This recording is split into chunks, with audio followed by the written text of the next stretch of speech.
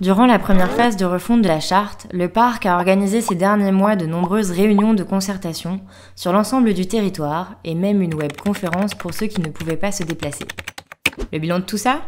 207 personnes se sont réunies sur une durée totale de 11 heures et ont exprimé 340 avis.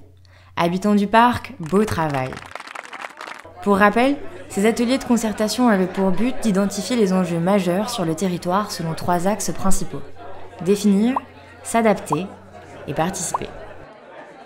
Il est notamment ressorti que le parc doit s'adapter à son environnement et préparer sa transition énergétique.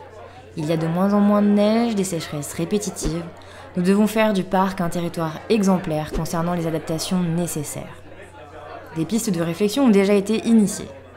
Il est important de sensibiliser à la fragilité des milieux et au changement climatique.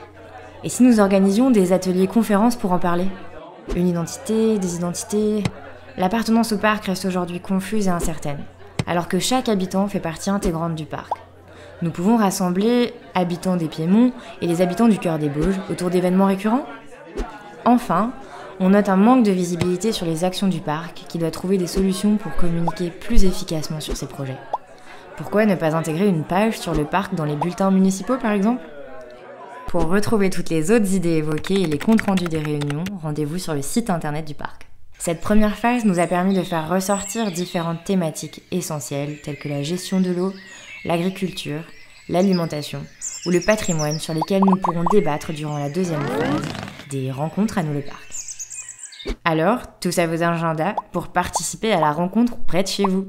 Et pour cette seconde phase, en plus des réunions tout public, des concertations spéciales acteurs professionnels et élus sont organisées. Les bases ont désormais été posées. Il ne reste plus qu'à construire l'édifice à notre image.